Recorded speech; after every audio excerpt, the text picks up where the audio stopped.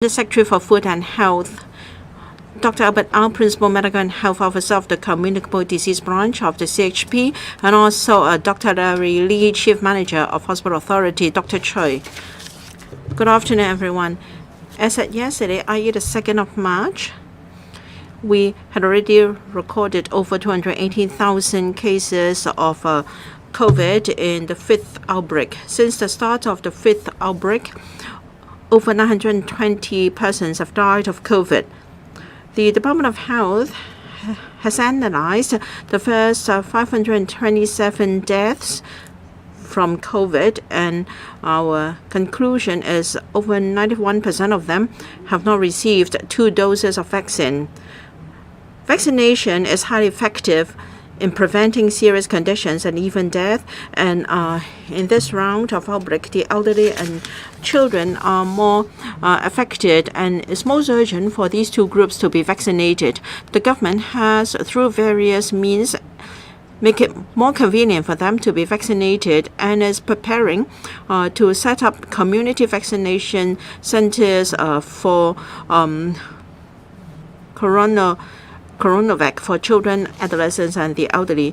Now we will continue our risk-based testing strategy so as to achieve early detection, early isolation, and early treatment.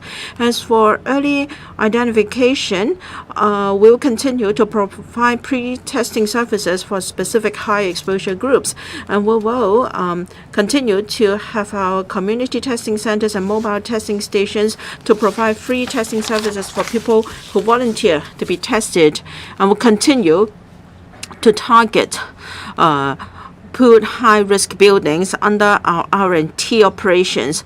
With the strong support of the central government, the SL government has purchased a large volume of RAT kits, and at different locations of Hong Kong, we are giving out free kits. To areas that return positive under the sewage surveillance scheme, and to cleansing workers and also property management staff. And as for treatment, we will continue to collaborate with the Chinese medicine sector and hospital authority, and to use the strength of Chinese medicine in treatment and prevention. With the strong support of the central government, we've been able to coordinate for Chinese proprietary medicine to arrive in Hong Kong. So far, 3 types of such medicine have arrived in Hong Kong, and they are Lianhua Qingwen Jiaonang, Jinhua Qinggan Keli, and Huaxiang Zhengqi. And we are now giving out these proprietary medicine to different people, to those in need, through different channels, through community organizations, and we're also giving them to people who are in community isolation facilities, and also residents who are under RT and operations in the past few days. And we're also asking our Chinese medicine clinical and treatment and research centers in all 18 districts to distribute such medicine. Now, the pandemic is really serious, and our healthcare and public services system are under unprecedented challenges. According to the Department of Health, among the confirmed cases, the ratio of symptomatic and asymptomatic cases are in the ratio of 2 to 1, and according to research overseas, a larger proportion of patients are suffering from the Omicron variant do not have any symptoms, and therefore Omicron is more transmissible in community. So I urge members not to go out unnecessarily and avoid cross-family gatherings, and please observe anti-epidemic measures. Now I'd like to talk about the supply of food. Recently, we have seen an increased demand for food and also panic buying. As the chief executive has said a number of times, and also press releases by the government, our supply of fresh produce is stable, and there is no need for panic buying. In fact, the central government has stressed time and again that there should be adequate supply of food to Hong Kong, and the Guangdong province and the Shandong municipality have coordinated with our government, and we have now a few new routes of transport by rail and by sea, and also enhance our land transportation route to ensure stable supply of vegetables, fruit, and daily necessities. They will be supplied to Hong Kong continuously.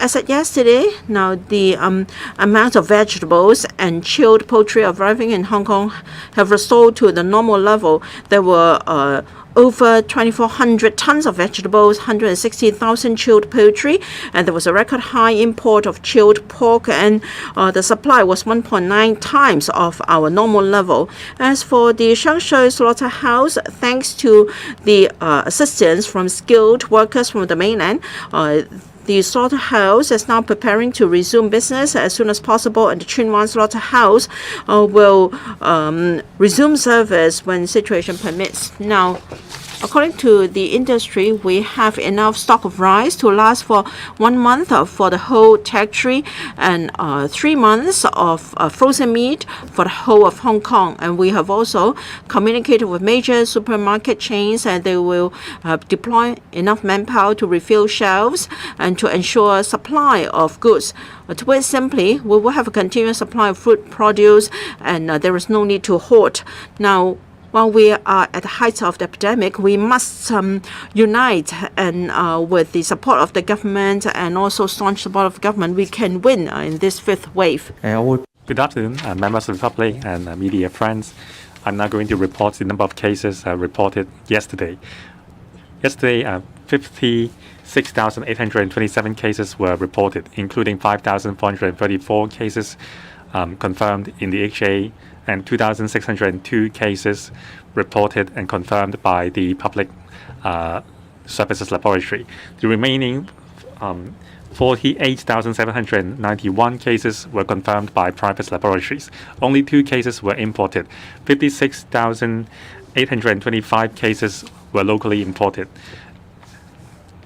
During the fifth wave, the accumulated infection number is 337,926 cases. In terms of gene analysis, yesterday we have performed a genome sequencing for 2,602 samples. We have not discovered any samples with L452R strain.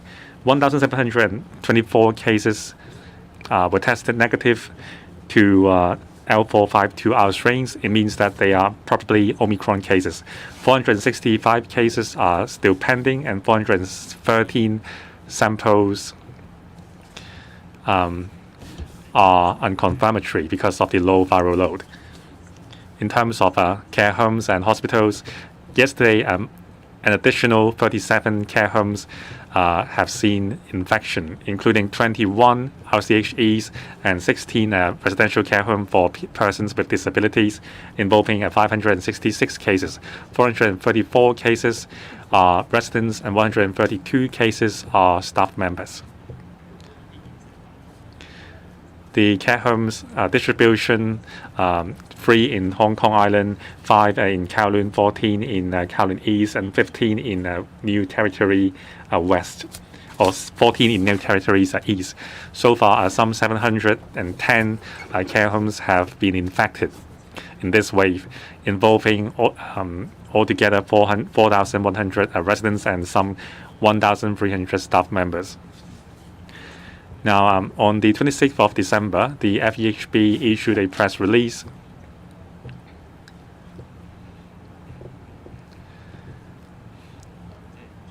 on the discharge condition, or the condition for ending quarantine for confirmed patients and close contacts at home. Now, I would like to make a supplement because there are many inquiries and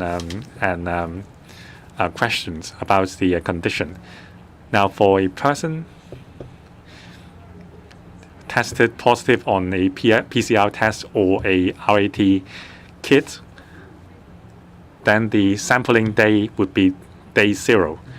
If he is fully vaccinated with 2 doses, then on the 6th or 7th day, if a RAT returned negative, it means that the viral load is low and he is close to recovered, and the infection risk is very low. He will not be infected again, so he can resume normal life. Subsequently, if any family members or household members are tested positive, it will not affect the date of ending quarantine. That is the negative RAT sample on the 6th of 7th day. For a household close contact, the clock will start on the sampling day of the family member, that is day 0. On the 6th or 7th day, if the family member is fully vaccinated with 2 doses, on a negative test, he or she can resume a normal life. However, if another household member tests positive subsequently, then the home isolation day will count anew. Then on the 6th or 7th day, on the negative test, he can resume normal life as well. Now, Dr. Lee, please. In the hospital authority, we have 6,698 patients in our public hospitals, North Lantau Infection Control Center, our CHP's Infection Control Center, and the AWE treatment facility. In the Penny's Bay isolation facility, we have 720 patients. As at last night, we have reported 78 patients in critical condition. Among them, 52 have not been vaccinated at all. And 116 patients are in serious condition. Among them, 64 are not vaccinated. As at 12 a.m. today, in the past 24 hours, 144 patients passed away because of COVID.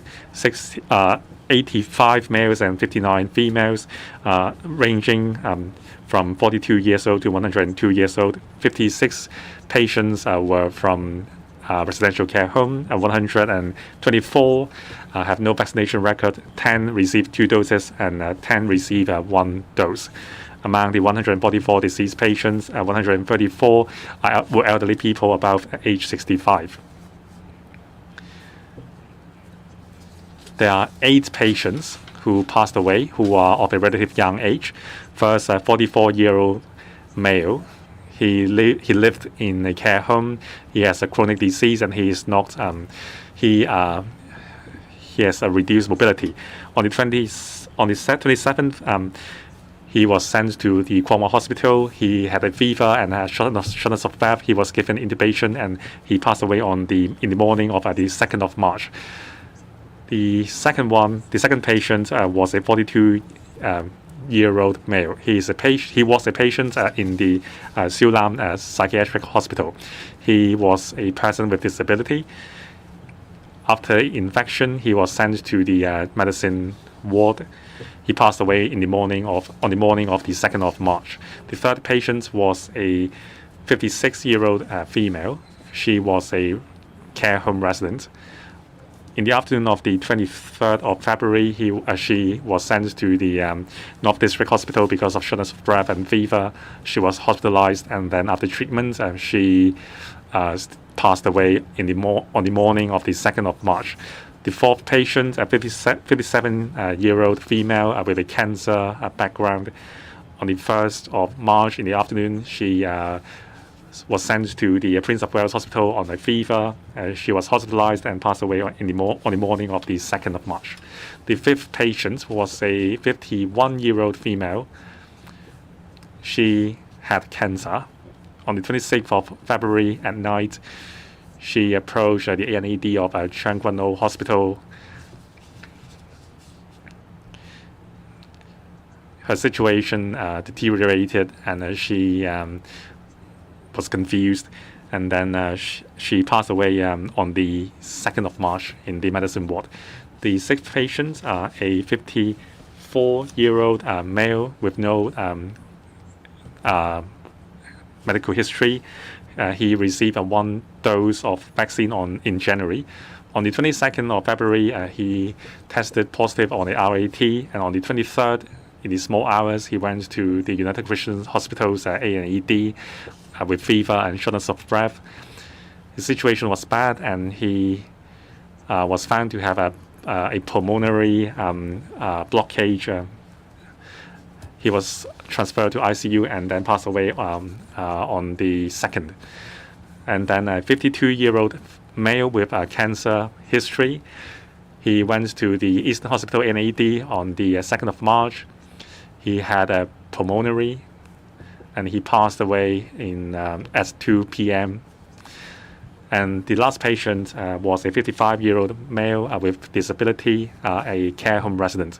He was sent to the Two Moon Hospital NAD on the 1st of March because of a low blood pressure and fever. He was transferred to an isolation ward and passed away on the 2nd. And we want to report 42 patients deceased between 24th of February and the 1st of March because of a delay. They were 26 males and 16 females aged between 53 to 108 years old. In the fifth wave, 1,153 people have passed away in public hospital, and most of them elderly people. In the day past, 564 patients have been discharged. Occupancy rate of our isolation bed is 88.1%.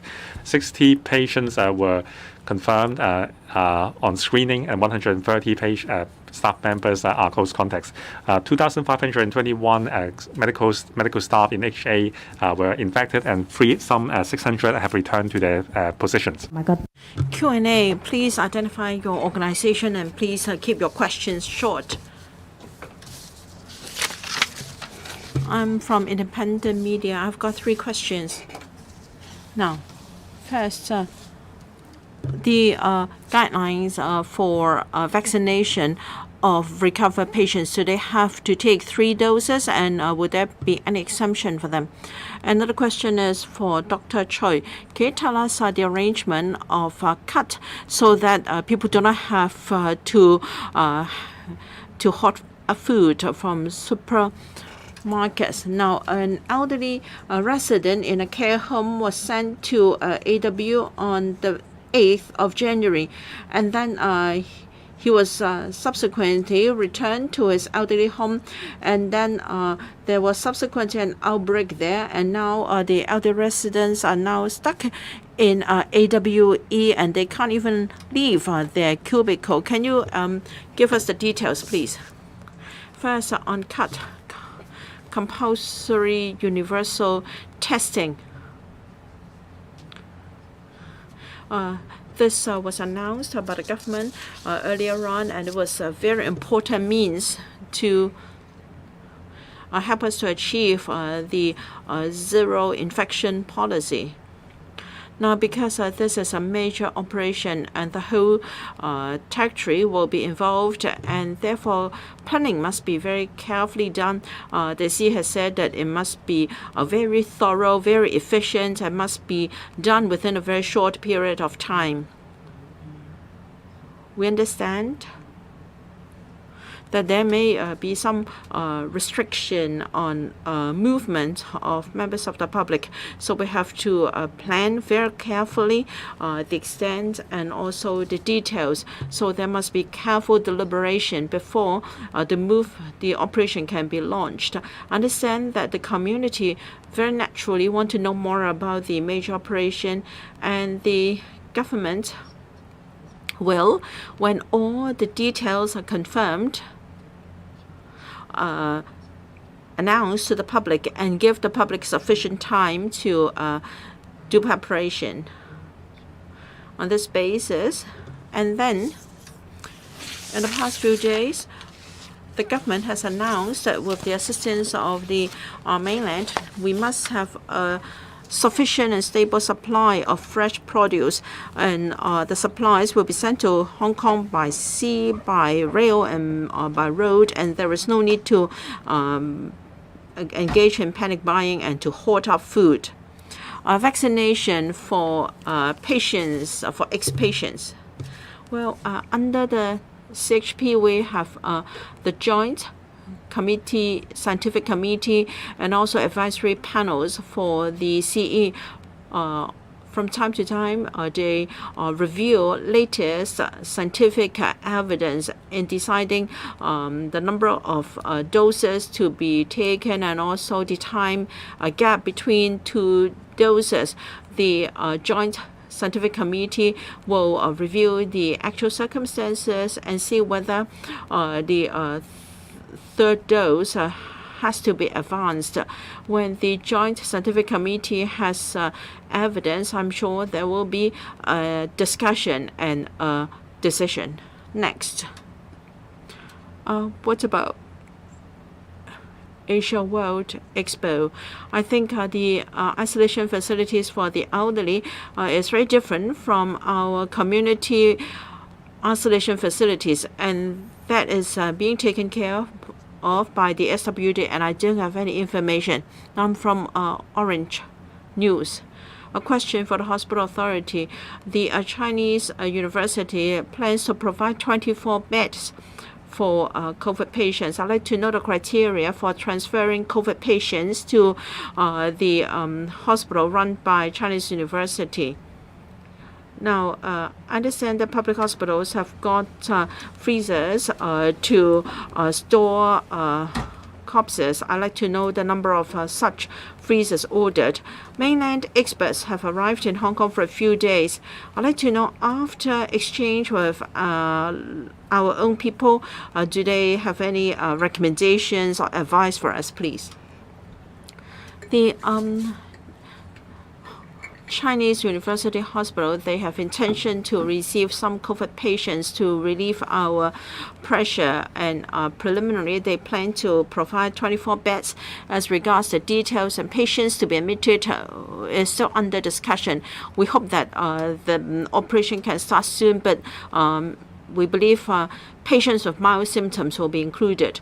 Now, we are grateful to the Department of Health and FEHD for expediting the transfer of corpses to our public mall. Now, as for freezers,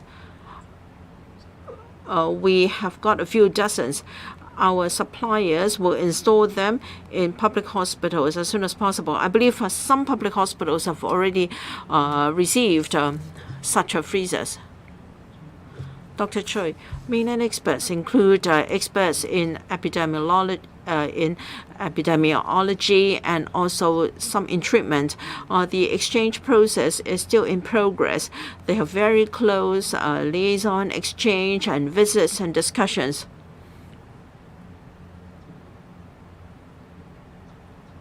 After the process is complete, I'm sure they will hear from them new measures. Next question. I'm from cable TV. Now, for the 54-year-old who passed away, he did not have any history of chronic illnesses.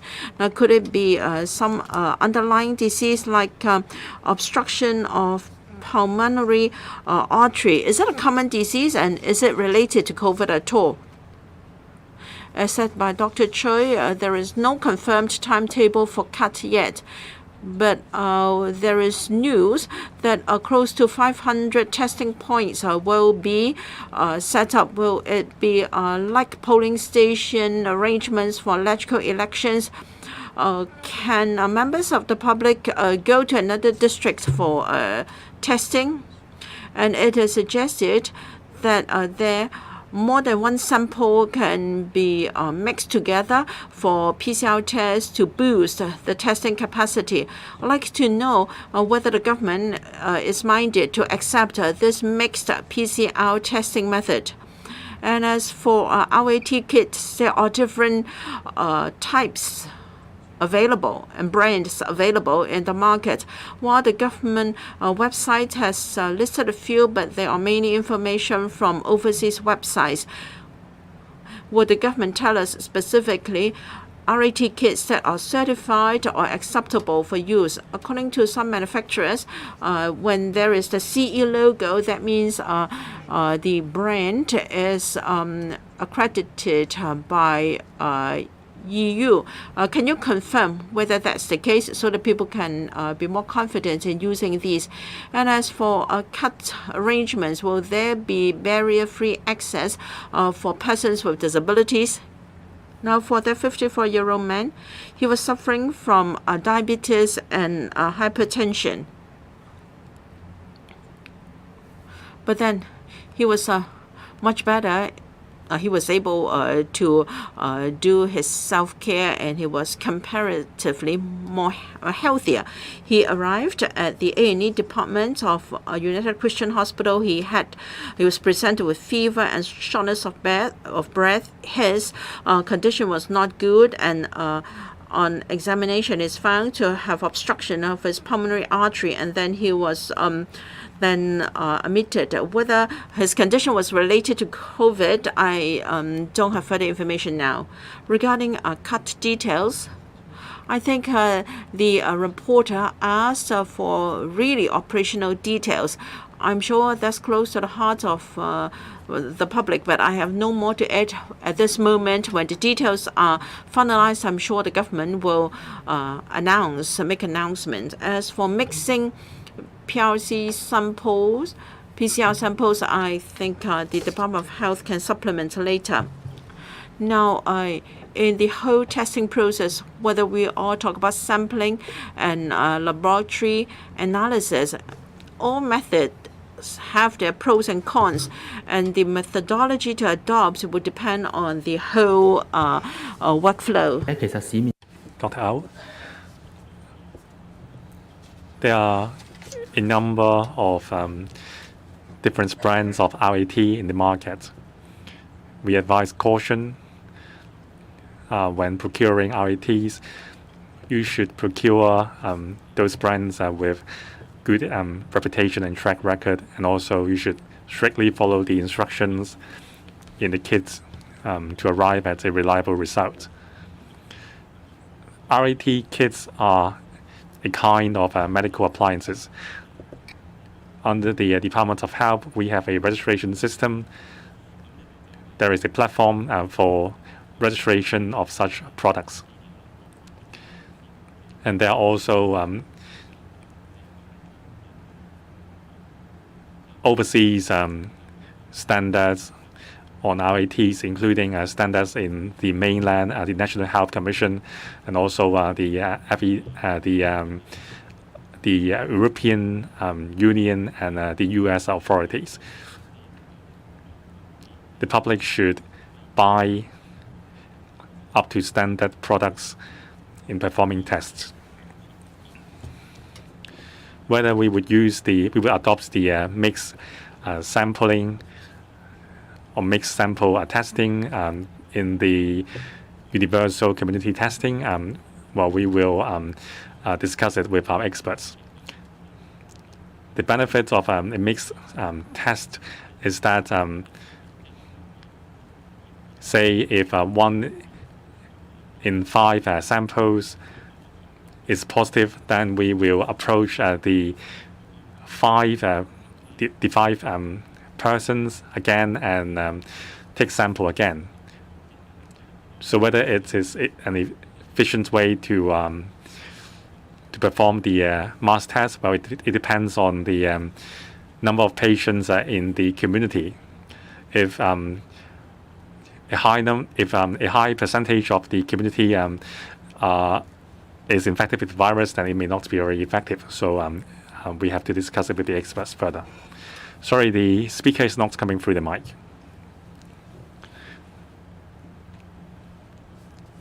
So what about the sign, the mark CE? Does it mean that it is reliable if there is the CE mark? I don't have any information on that.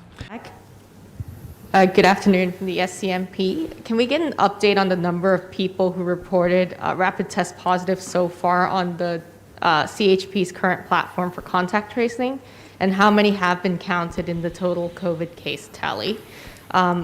And second question is, when's the rapid test registration platform going to be available? And for those rapid tests who tested positive on the earlier platform and reported it, do they need to register again? And is there a risk of double counting? Thirdly, has the Department of Health's lab seen any mutation in the BA.2 Omicron cases in Hong Kong? Because Professor Lau Yulong said earlier he was worried that a mutation may be the reason for children dying. Thank you. So could you repeat your first question? So can you give an update on the number of people who reported that they tested positive on a rapid test on the Department of Health's current platform for contact tracing, and how many of those cases have been counted in the total COVID tally in Hong Kong? Thanks. Okay, thank you for your questions. So far, the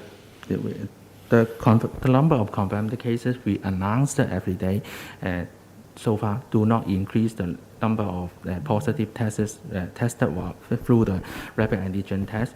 We will launch an online platform for persons tested positive by rapid antigen test to report their information to us, and our information technology colleagues as well as colleagues from the OGO is working on this platform and will be launched in due course.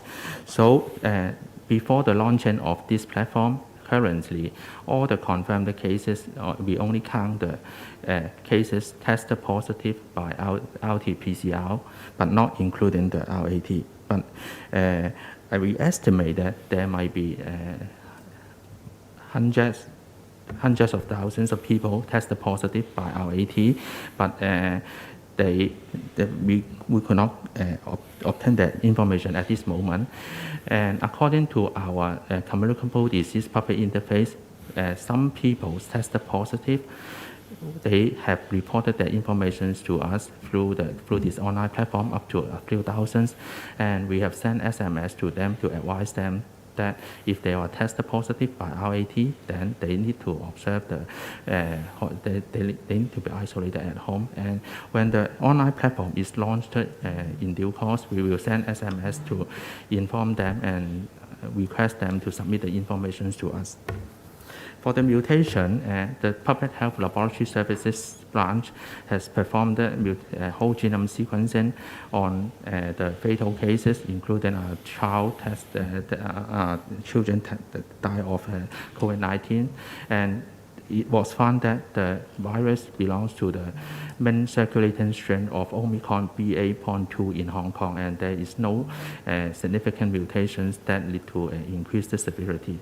And the Public Health Laboratory Services branch will continue to closely monitor the severe cases and also the fatal cases by whole genome sequencing to see if there is an emergence of any new strains. But so far, all the results show that the strains currently circulating in Hong Kong is still Omicron BA.2 without any significant mutations.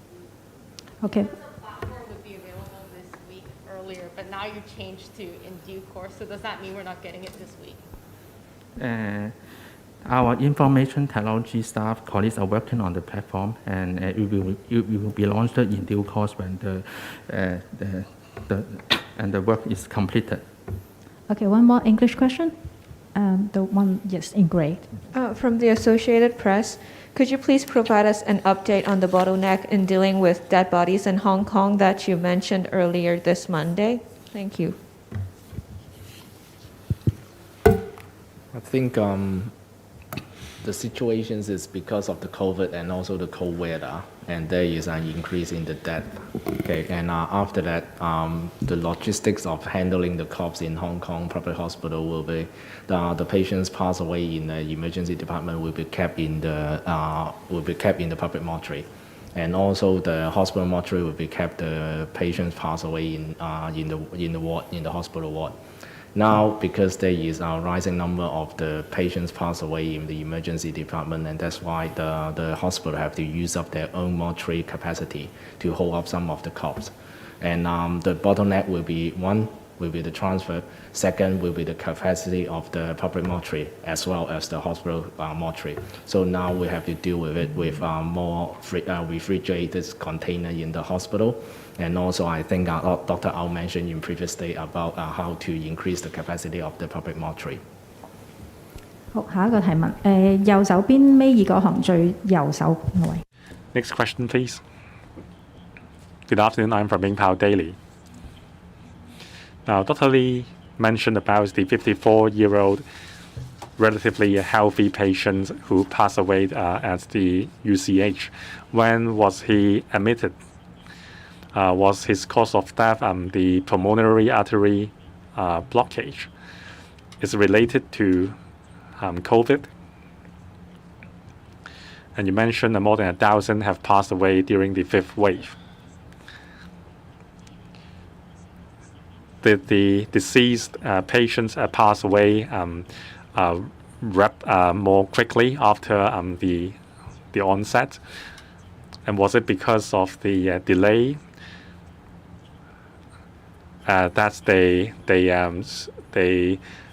was a delay on their behalf seeking medical assistance?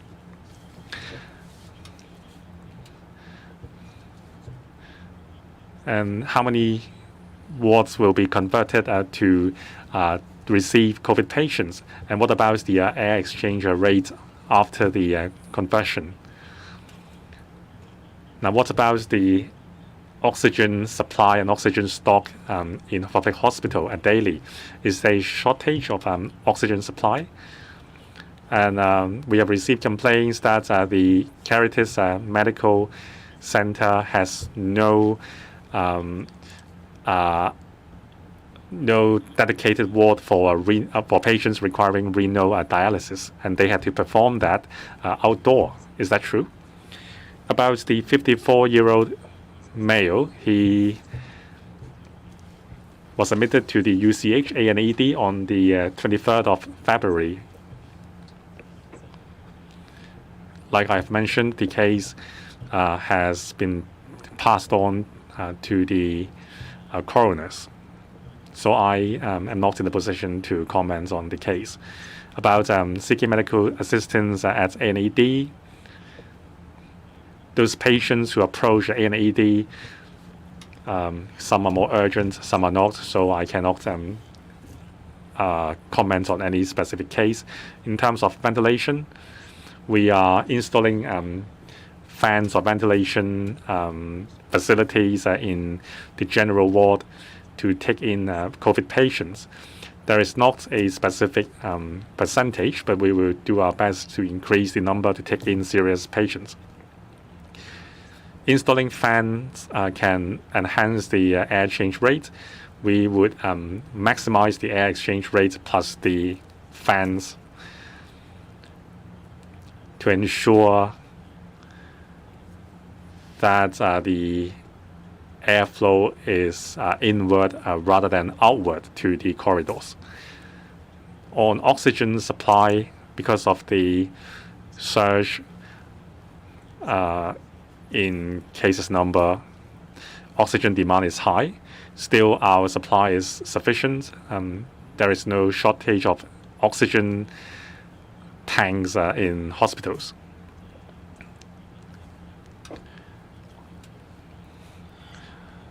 On the other hand, some patients are staying in wards with no central oxygen supply. So we are sorting out the issue. For the Caritas Medical Center, there are 2 patients requiring renal dialysis. Now we need dialysis fluid to perform the procedure. The normal practice is the patients would be seen by specialists,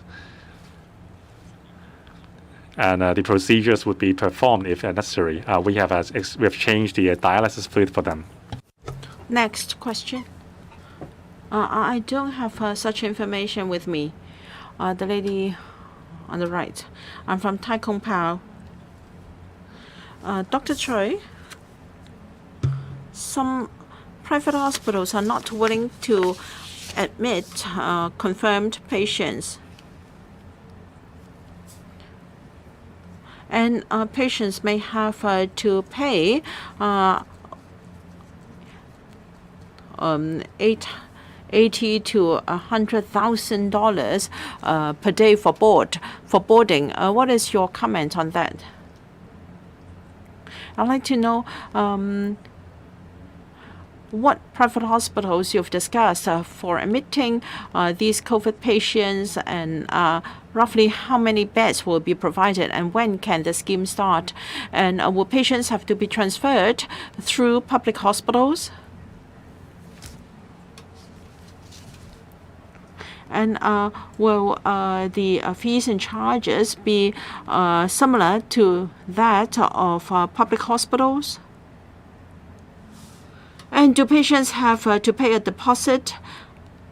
And do they have to settle the bill on a day-to-day basis, or when they are discharged? I'll take the first question. There are 13 private hospitals in Hong Kong of a different scale, and the smallest may provide less than 100 beds, and the largest over 1,000 beds. They play a very important role in our healthcare system. Well, in the fifth wave, when there is tremendous pressure on the public sector, of course, we're pleased to see if the private sector can help, and they can help in many aspects. For instance, they can accept non-critical and non-confirmed patients from public hospitals to make a way to relieve some of our beds. And I understand that some public hospitals are discussing with private hospitals to see if they can accept patients with confirmed patients with milder symptoms, because some patients may just have fever, and they might have done an RAT, and they would like to consult the doctor and get some prescription. And I think such services can be provided by private hospitals. We have discussed with them, depending on their hardware, the age of their buildings, and their infection control measures. They may not be of the same standards as public hospitals. There is a public-private cooperation scheme between the public and private sectors, and perhaps the private sector can accept some patients.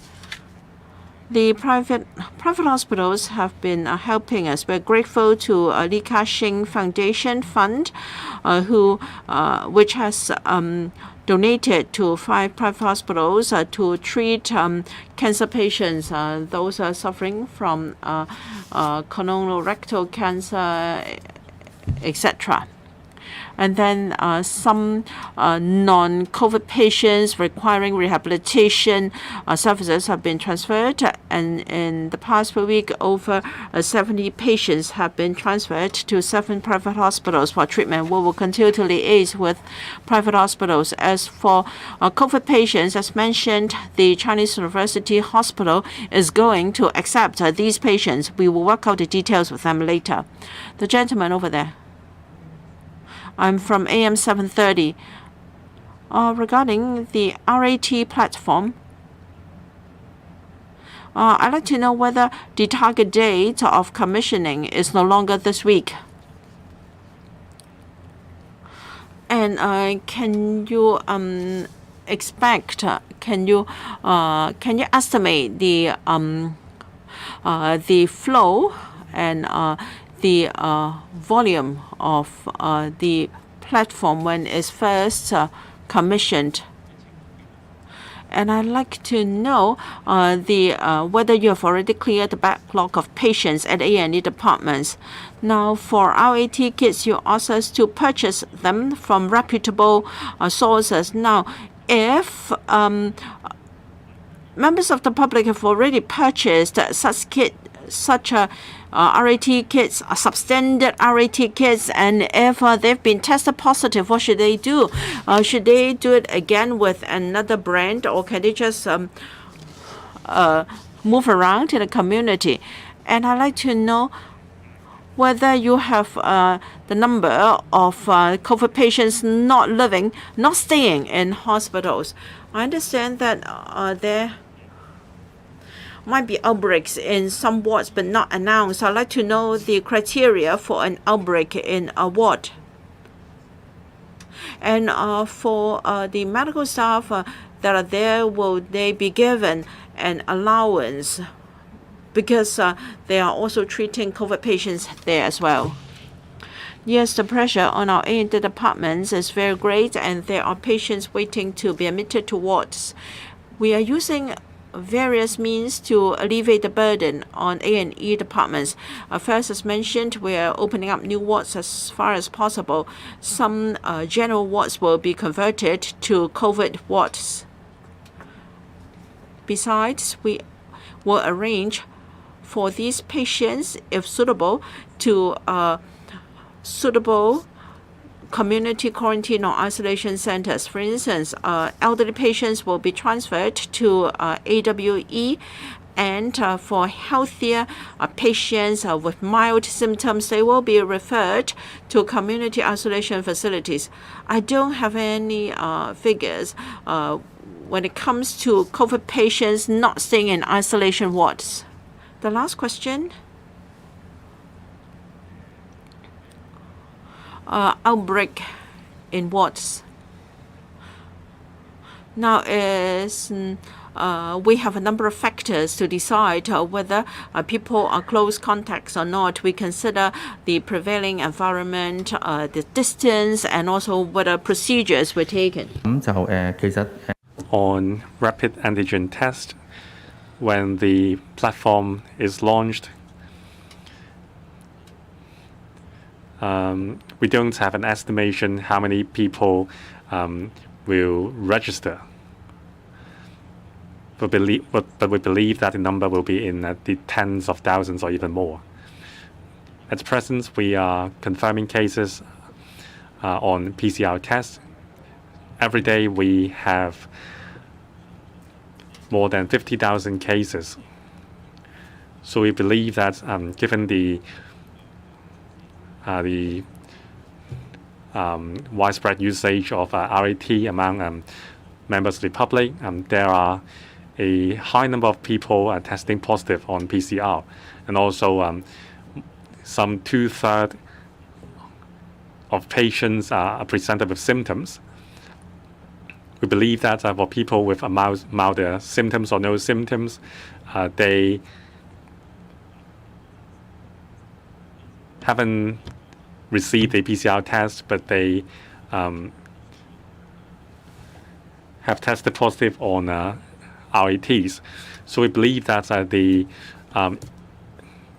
there will be a high usage for the platform, more than 100,000. The traffic will be very high.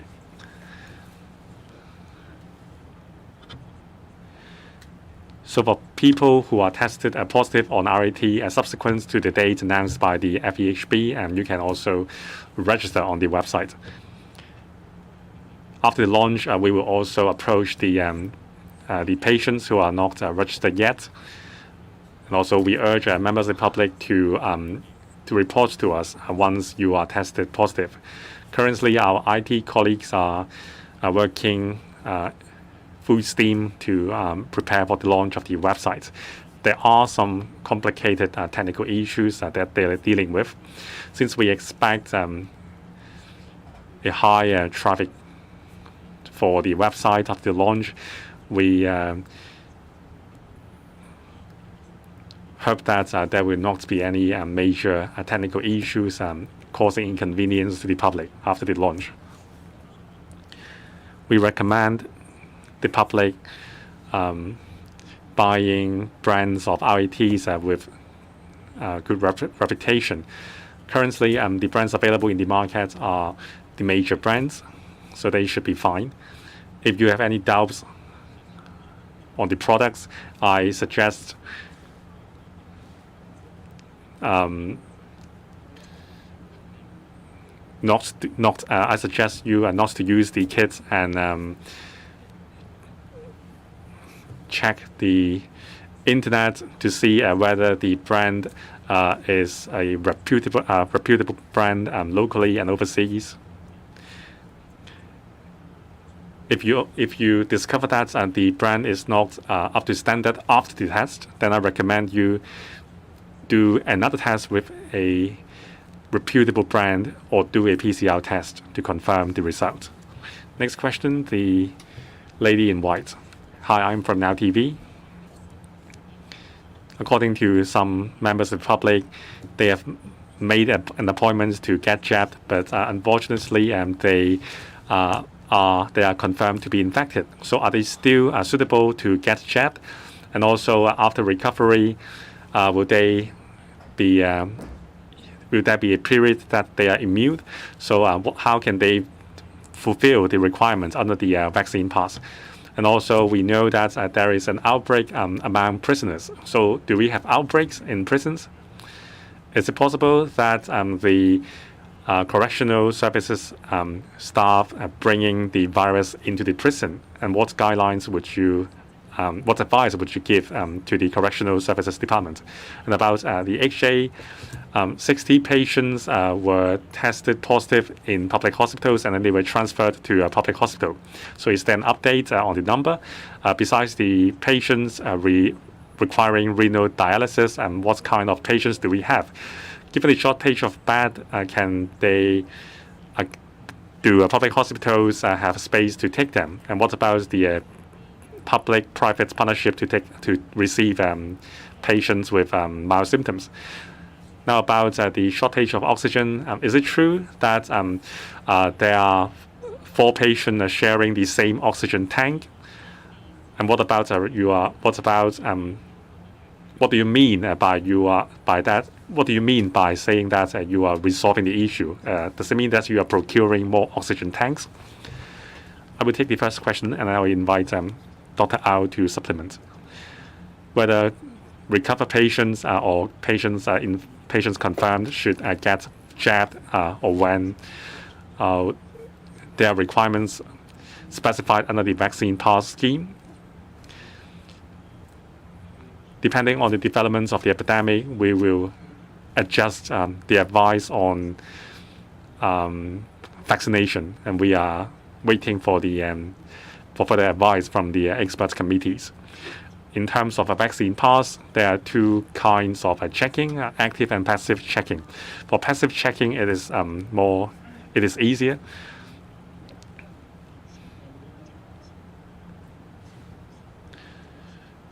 When when a recovered patient is being subject to a passive checking by a law enforcement officer or an authorized person, that would be a valid reason. And also in terms of the medical certificates, there is not a particular kind of medical certificate for exemption under the vaccine pass that you are a recovered person. So we recommend handwritten. We also accept a handwritten medical certificate for recovered patients. Dr. Au? For patients in a community treatment or isolation facility, that would be approved for them. Some patients received a message notifying them of the infection. Because of the lack of space, they were not taken in to these facilities. We are going to make arrangements for these patients to issue them with a certificate that they are recovered. And then under the vaccine pass scheme, it can show that they have been infected. About cases occurring in correctional institutions, we have maintained a close liaison with the Correctional Services Department. So far, more than 400 persons under incarceration were tested positive on PCR or RAT. For these cases, they are under isolation in the institutions. Inmates who are also close contacts are also under isolation. We have advised thorough cleansing and isolation arrangements for them.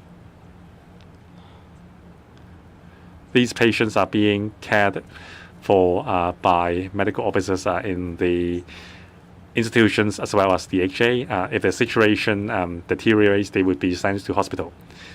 For patients requiring renal dialysis, if they are confirmed by a private institution, they would be transferred to public hospital to perform renal dialysis. I don't have any updates on the number. Now, our isolation facilities are very limited. For people requiring a blood dialysis, well, we want to provide them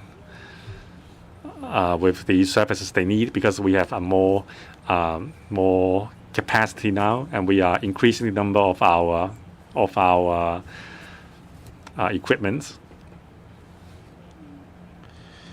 So these patients can go to our designated spots, and then we will provide dedicated transports to take them to public hospitals to receive the service they need. Because of the surge of patients' number, in some wards, there is no central oxygen supply. That's why we have to use oxygen cylinders.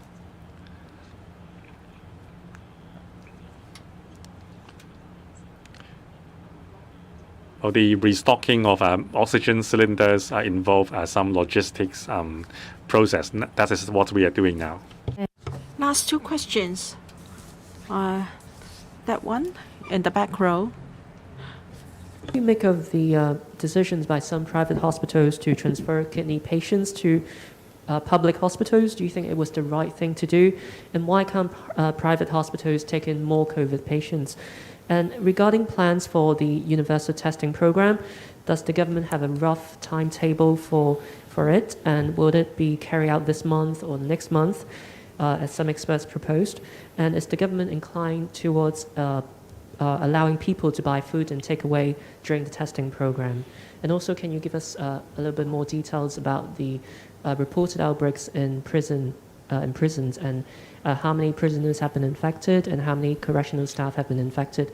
And are these people being isolated right now? Thank you. Well, thank you for the question. May I answer the second question first? About universal compulsory testing exercise, I think is a very important exercise for Hong Kong to trying to curb the current wave and to reach the zero case target. Of course, it's a very massive project which needs very detailed and careful planning to achieve its purpose in an orderly manner. So our chief executive has repeatedly explained and reassured the public that the plan would, of course, be implemented carefully and also addressing the need for Hong Kong on the whole. For example, to address its role as an important financial market, to address personal needs to get medical attention or daily supplies. So that sort of detail will be announced in due course. And about the role of private hospital in carrying different types of patients and also including patients which may have been infected with COVID. So we, of course, very welcome private hospitals to play a part in the entire healthcare system in this current fifth wave, whether it's in taking part of, in the caring of non-acute and also non-COVID cases, taking over some of them from HA so that the capacity in HA can be shifted to care for the more severe cases and also COVID patients. And of course, the other angle is on outpatient care because many people with, say, mild symptoms such as fever, diarrhea, or they have a self-test RAT positive, and they just want a very simple medical consultation and simple medication. So I think, and I know, the private sector is going to discuss how they're going to go about to help in this aspect. Thank you. about the kidney patients, we used to have a very close relationships with the private hospital in delivering the cares for the kidney patients. We look forward for more help from them to ease our pressure at the moment. And as I mentioned yesterday, we hope that the recovered patients, they can be returned to the private hospital for the aftercares. And I think we've been in the communication loop. Dr. Oh, can you talk about the outbreak in the prison?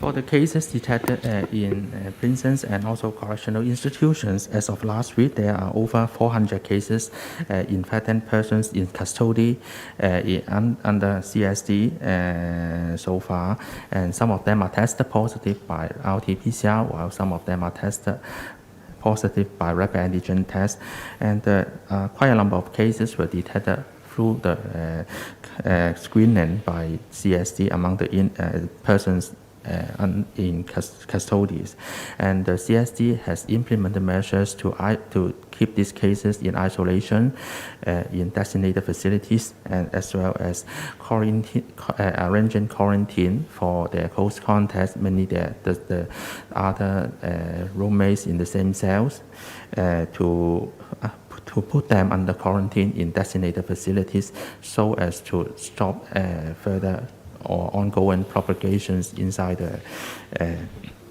prisons. And also the CHP has been in close liaison with the CSD in implementing prevention and control measures inside the prisons, and we have provided infection control advice as well as advice on quarantine arrangements for the affected persons in the prisons. And I understand that the CSD has also implemented some further measures to prevent persons from bringing the viruses into the prisons, including regular testings for their staff, as well as stopping the social visits at the present moment. 好，我哋仲有一個提問，右手邊尾二個行。你好啊。Last question. I'm from HKO1. It's been reported that for private hospitals to receive non-COVID patients, there are conditions.